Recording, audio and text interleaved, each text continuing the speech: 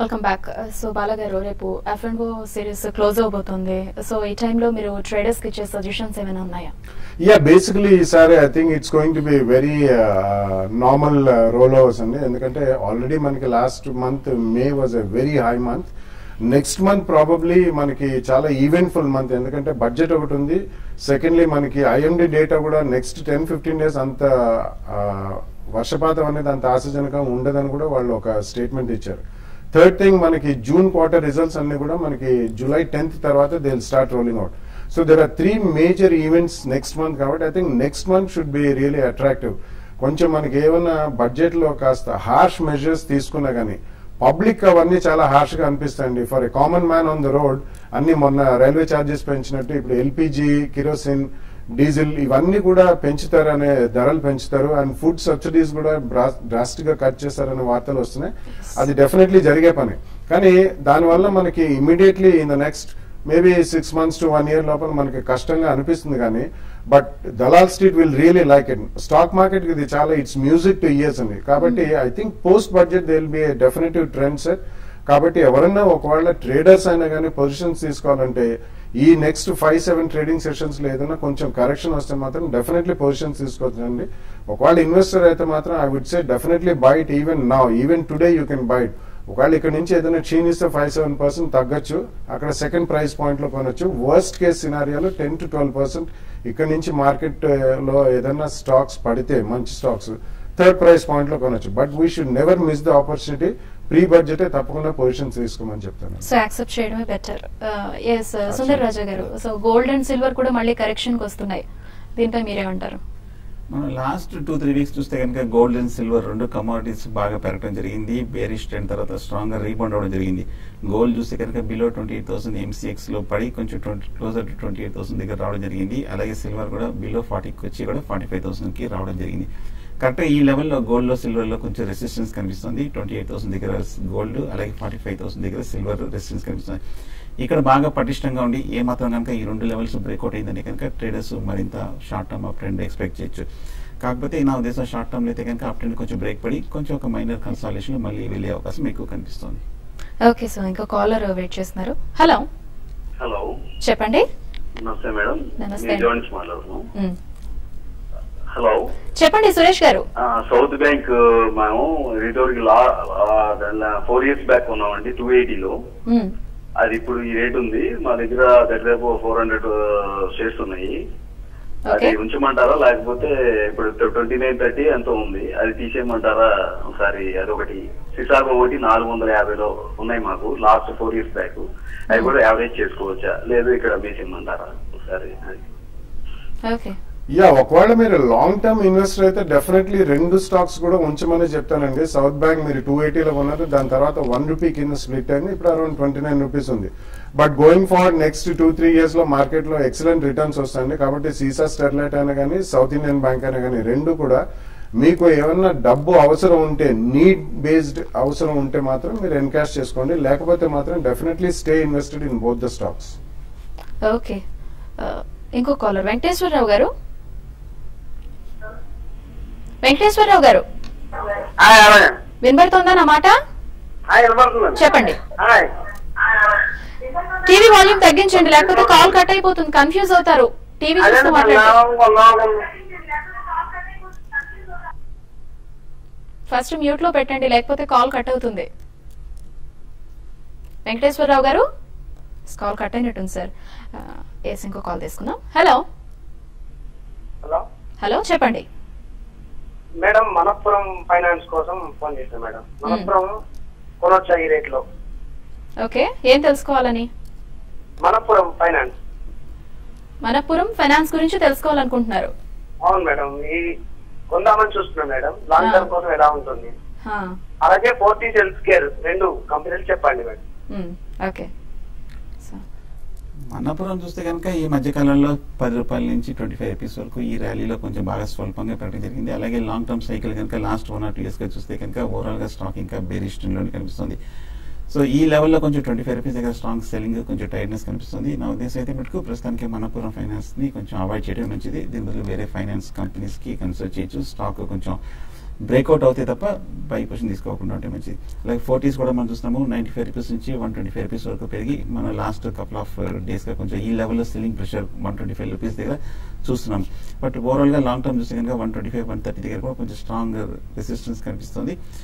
ప్రస్తుతానికి 40s కూడా కొంచెం వెయిట్ చేయండి, డిప్లో చేయొచ్చు, బై చేయొచ్చు. ఇంకో కాలర్ భానోజీరావు గారు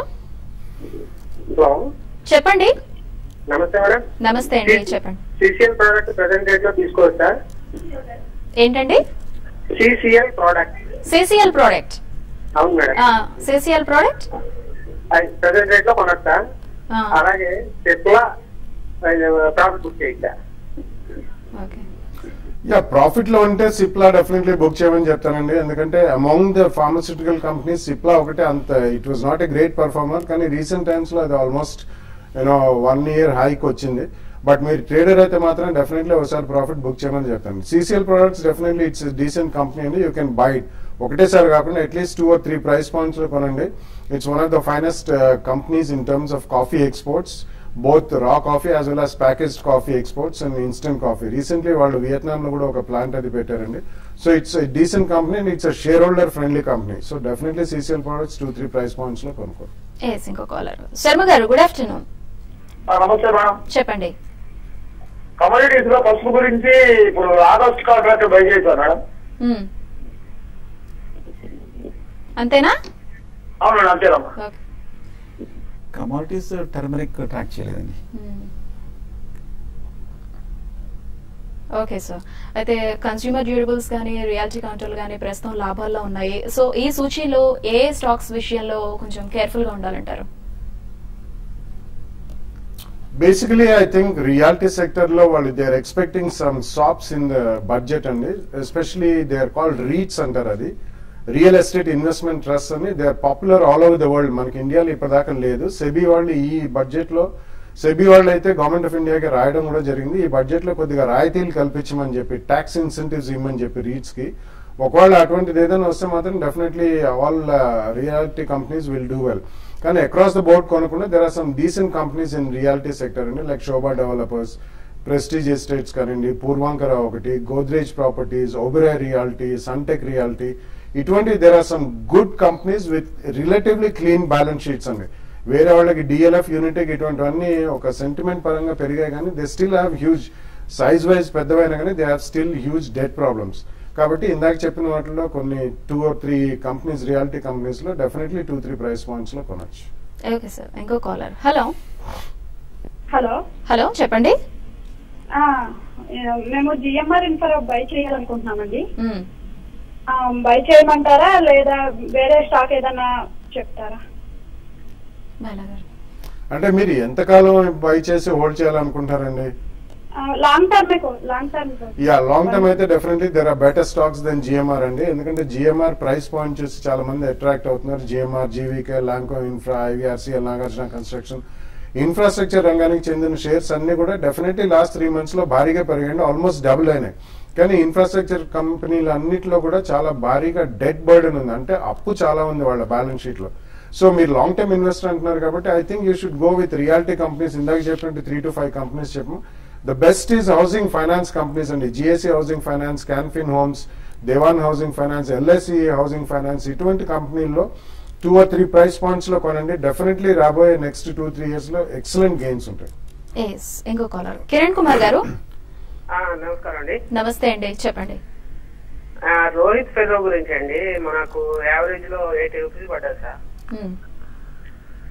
మా రేట్ వస్తుందా అండి భవిష్యత్తులో? It's a tough question to answer అండి. ఎందుకంటే మా రేట్ వస్తుందా అంటే actually these are all ferroalloy companies which are directly link to metal industry. Ferrous and non ferrous metal industry కొద్దిగా మంచి పనితీరు కనిపిస్తే మాత్రం డెఫినెట్లీ ఫెరాలాయ్ కంపెనీస్ కూడా, మనకి హోమ్ గ్రోన్ నవభారత్ ఫెరాలాయ్స్ కూడా ఉంది, ఇప్పుడు నవభారత్ ఎంటర్ప్రైజ్ అని పేరు మార్చారు. సో దే లాట్ ఆఫ్ రాతి అలాయ్స్, రోహిత్ ఫెరాలాయ్స్, నవభారత్ ఫెరాలాయ్స్ ఇటువంటి కంపెనీస్ ఉన్నాయి. సో కరెంట్లీ మాత్రం ఉంచండి, ఎందుకంటే ఓవరాల్ గా మనకి బడ్జెట్ తర్వాత కొద్దిగా ఇన్ఫ్రాస్ట్రక్చర్ కంపెనీస్ కి పెద్ద పీట వేస్తారు, ఇన్ఫ్రాస్ట్రక్చర్ కి పెద్ద పీట వేస్తారని చెప్పి మనకి చాలా స్ట్రాంగ్ వార్తలు వినిపిస్తున్నాయి. కాబట్టి ఇన్ఫ్రాస్ట్రక్చర్ పెరిగితే స్టీల్, సిమెంట్ ఇవన్నీ కూడా పెరుగుతాయి. So definitely ferroalloy companies will do well. కానీ when it comes to corporate governance అన్న కొన్ని ఇష్యూస్ ఉన్నాయి కాబట్టి డెఫినెట్లీ మీరు ఒక స్టాప్ లాస్ అంటూ మెయింటైన్ చేస్తూ డెఫినెట్లీ హోల్డ్ చేయమంటాను. ఫైనల్లీ మార్కెట్స్ ఎలా క్లోజ్ అయ్యే ఛాన్స్ ఉందంటారు? ఈ రోజు మేజర్ మూవ్మెంట్స్ అయితే కనిపించలేదు, ఎందుకంటే రేపు మనకి F&O క్లోజింగ్ కాబట్టి రేపు కొద్దిగా వాలటైల్ గా ఉండొచ్చు మార్కెట్. బట్ ఇన్వెస్టర్స్ ఎవరైనా they want to start buying, they can start buying even today it self. దీని తర్వాత కొద్దిగా క్షీణిస్తే మాత్రం second and third price point లో కొనడానికి కొద్దిగా అడిషనల్ గా మనీ మాత్రం పక్కన పెట్టి ఉంచమని చెప్తాను. ఓకే సార్, సుందర్ గారు మీరు చెప్పండి, టెక్నికల్ గా ఎలా క్లోజ్ అయ్యే ఛాన్స్ ఉందంటారు అండ్ ట్రేడర్స్ కి మీరు ఇచ్చే సజెషన్? టెక్నికల్ గా చూస్తే కనుక మార్కెట్ ఇవాళ బాగా ఇండస్ట్రీస్ గా కనిపిస్తుంది. కాకపోతే నిన్న ఒక మేజర్ అప్వర్డ్ రీబౌండ్ బ్రేక్అవుట్ వచ్చింది కాబట్టి ఇవాళ ఒక పుల్ బ్యాక్ రియాక్షన్ చూస్తున్నాము. సో మార్కెట్ లో పెద్ద ఏమి డేంజర్ కానీ వీక్నెస్ కానీ కనిపించట్లేదు. నా ఉద్దేశం మార్కెట్ ఏమాత్రం ఇవాళ రేపు కనుక ఈ లెవెల్లో స్టెబిలైజ్ అయిందంటే కనుక రీసెంట్ లాస్ట్ 1 month లో వచ్చిన ఒక మేజర్ హైని 7,700 పరీక్షించే అవకాశం ఉంది. సో ఇందాక చెప్పినట్టు లాంగ్ పొజిషన్స్ స్ట్రిక్ట్ గా ఒక స్టాప్ లాస్ పెట్టి హోల్డ్ చేయొచ్చు. Thank you so much Bala గారు అండ్ సుందర్ రాజా గారు మా స్టూడియోకి వచ్చి చాలా చక్కని అనాలిసిస్ ఇచ్చారు. Thank you so much. ఇది ఇవాల్టి smart investor. Keep watching TV5.